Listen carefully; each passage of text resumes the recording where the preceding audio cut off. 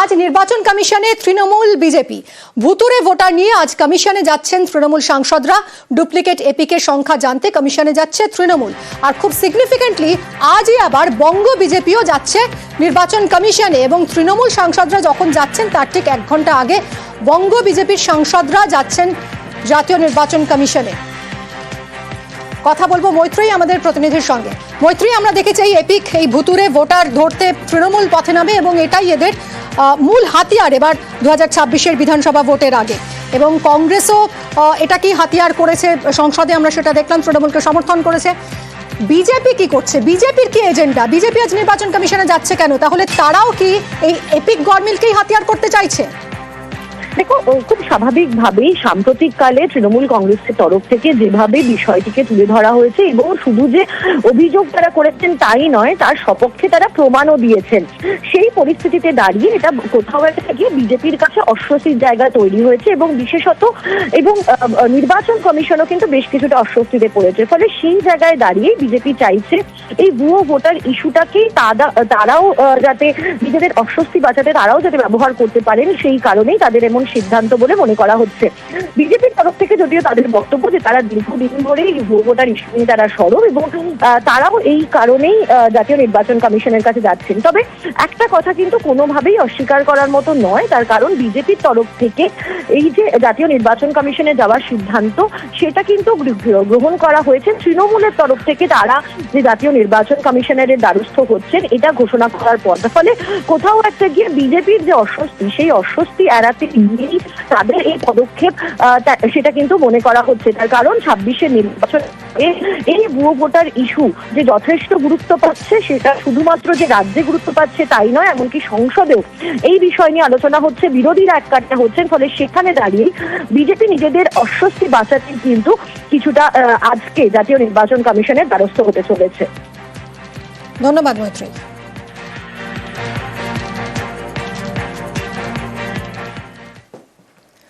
Voter কার্ডে নানা গরমিলের অভিযোগ, কোমর বেঁধে ময়দানে নেমেছে তৃণমূল।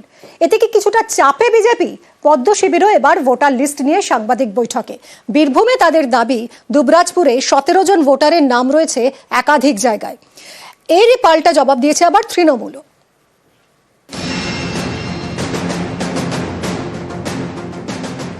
26-এ বঙ্গে বিধানসভা ভোট, এখন থেকে ভোটার তালিকায় গরমিলের অভিযোগে হাওয়া গরম। ইতিমধ্যেই সুর চড়িয়েছে তৃণমূল, এবার সাংবাদিক বৈঠকে বিজেপিও। তাদের দাবি, ঘাটগোপালপুর এলাকায় 17 জনকে চিহ্নিত করা গিয়েছে, যাদের নাম একাধিক জায়গায় ভোটার লিস্টে রয়েছে। বিজেপির এও দাবি, সিউড়ি 1 নম্বর ব্লকের তৃণমূল শ্রমিক সংগঠনের সভাপতির নামও একাধিক জায়গার ভোটার তালিকায় রয়েছে। ভোট 26-এ 25 থেকেই ভোটার তালিকা নিয়ে হাওয়া গরম। ভোটার লিস্টে কারচুপি ধরতে বাড়ি বাড়ি যাচ্ছেন তৃণমূলের নেতাকর্মীরা। তাদের দাবি, অবৈধ ভোটারদের নাম তালিকায় ঢুকিয়েছে বিজেপি, যাতে ভোটে জেতা যায়। 24-এর লোকসভা ভোটে বিজেপি তুলনায় ভালো ফল করেছে উত্তরবঙ্গে, আর দক্ষিণবঙ্গের মধ্যে উত্তর 24 পরগনা ও নদিয়ার মতো সীমান্তবর্তী এলাকায়। তৃণমূলের অভিযোগ, ওপার বাংলা থেকে সাম্প্রতিক অতীতে যারা ঢুকেছেন তাদের বেশিরভাগেরই ঠিকানা উত্তরবঙ্গ এবং সীমান্তবর্তী জেলায়। এই সব জায়গাতেই বিজেপির ফল অন্য কেন্দ্রের তুলনায় ভালো। এর থেকেই স্পষ্ট, ওপার বাংলা থেকে এ রাজ্যে আসা সংখ্যাগুরুর সমর্থন পেয়েছে বিজেপি।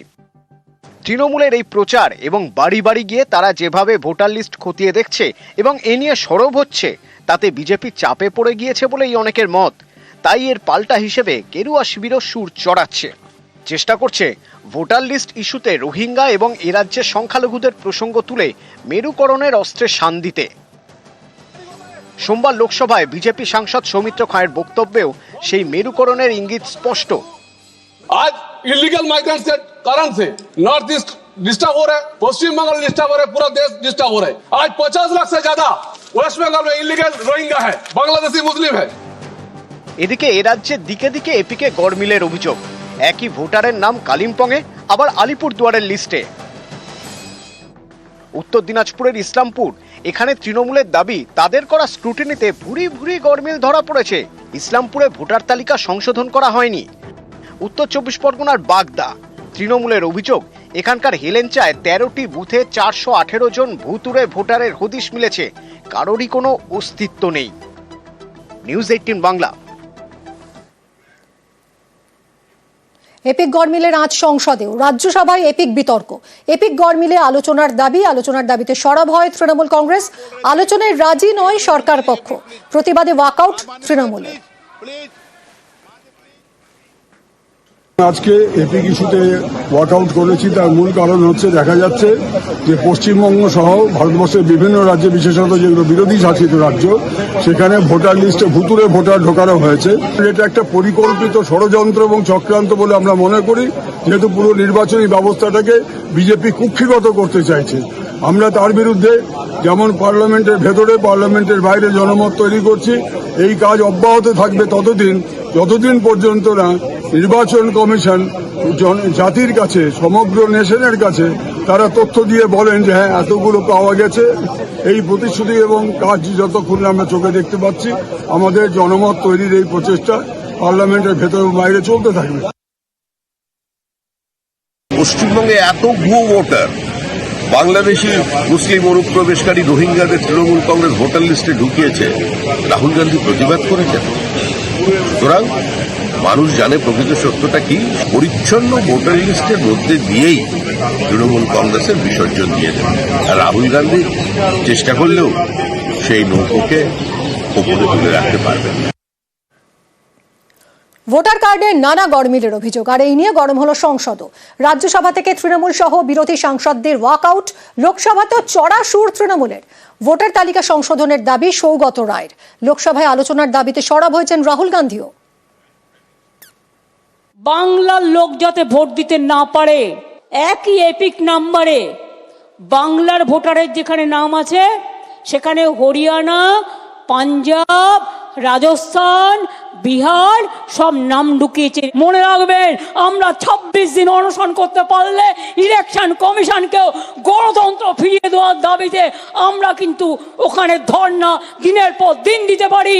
আমরা দিল্লি নই, আমরা মহারাষ্ট্র নই, আমরা বাংলা। সুর বেঁধে দিয়েছেন মমতা বন্দ্যোপাধ্যায়। সেই সুরেই লোকসভায় সরব তৃণমূল সাংসদ Saugata Roy.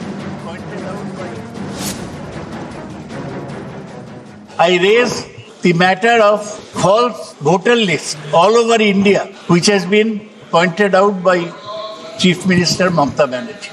There are some serious flaws.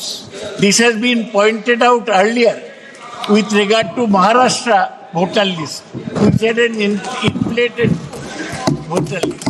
Now they are preparing to jump on Bengal, which has an election next year. Sir, I demand that the total voter list should be thoroughly revised. Commission should answer to the country. Voter list सरकार बनाती है क्या? Sir? Voter list सरकार बनाती है क्या? স্পিকারের এই মন্তব্যে গরম হয়ে ওঠে লোকসভা। সুর চড়ান রাহুল गांधी।